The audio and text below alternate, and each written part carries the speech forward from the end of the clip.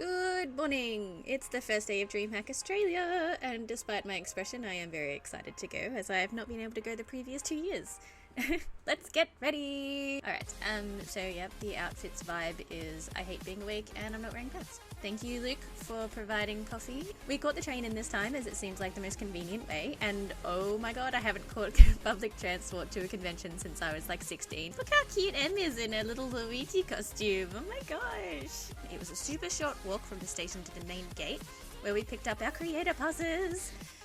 At first the line was a little bit slow moving, but after a little bit they broke us into 2 lines, which was much faster. Due to curiosity, the first thing we absolutely had to do was check out the Creator Lounge, and this was actually such an incredible space. We signed the Creator board to start off with, and I don't have a picture of it, but it was so empty when we arrived, and then by the end over like 600 people had signed it. Absolutely crazy. That's right, Moogle Mini was here, baby! What an amazing space they provided for people to use. There was a whole range of tables with games and activities, including a bracelet making station, and then they had all of these other booths which were dedicated to just charging stations. So you could come up, talk to friends and everything, and just charge your phone and your camera.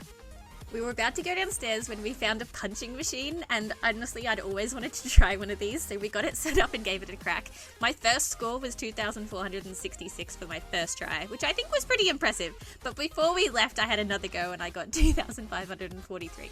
I really wanted to go back on the next couple of days and try and get a higher score, but we just forgot. Oh my god, look how hot the professor is! It's the famous Rainbow Road! I'd seen pictures of this from previous years, and I didn't actually expect for it to be a soft service to walk on. You can see the speakers that they had on the side of the road, and on day 3 they were playing Kingdom Hearts, Genshin, and other orchestral music. It was making me so emotional. Pew pew! Archery range! And of course, for Saturday, we had to do a scouting mission to find out where we needed to be for the cosplay competition and to find some other friends. So we went up to the cosplay lounge. In here, of course, we found Captain Patchett, we found Colin Magazine, and they were interviewing Heidi. The windows on the side here actually looked out over Rainbow Road and where the archery range was, so it was really cool to still see the convention happening while being in a safe space.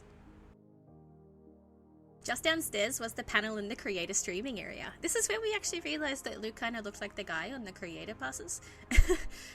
We went down to watch and support Georgia Costumes with her panel on balancing cosplay and mental health. Super important to remember that you can separate yourself from everything that happens online and your online persona. Nothing is worth the cost of your mental health. Right in the room next door was the speedrunning and the free-to-play section. We came back later to watch the Portal 1 speedrun, which was insanely impressive, and to have a go on the racing simulators, which you just see there on the right.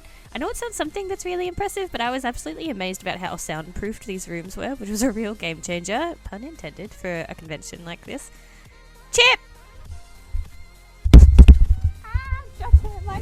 Time to spend all of our money in the artist alley. It was super cool setup this year as the booths were lined up on each sides of the walkway, which circled around the main building, which was already a circle.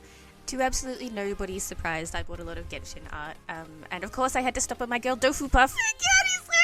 And at the top of the circle, on the opposite end to the main foyer, was where the streamers and creators meet and greets were happening. Look, there's Emmy!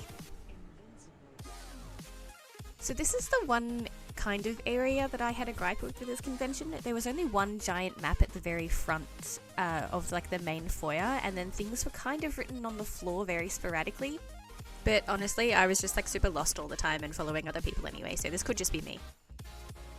This is the main expo hall where you could find Intel and Monster, the main stage, and a couple of other things that were happening downstairs.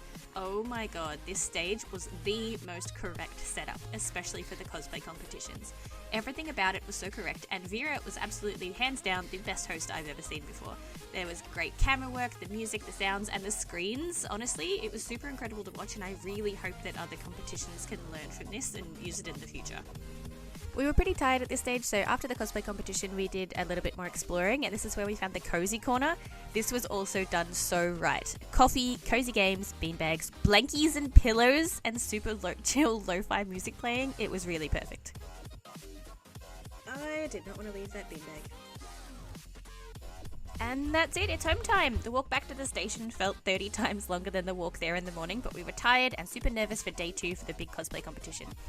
I don't know if this happens to other people, but you finally get home from a huge event and you just want to collapse or throw yourself on your bed, but it's absolutely just full of the chaos you left when you got ready in the morning. Yeah, that was me. Whoops! Anyways, it's time for me to do my Genshin dailies and head to bed, so thank you all for coming with me to DreamHack Day 1. Super great con, and I'm really excited for next year, so I'll see you there.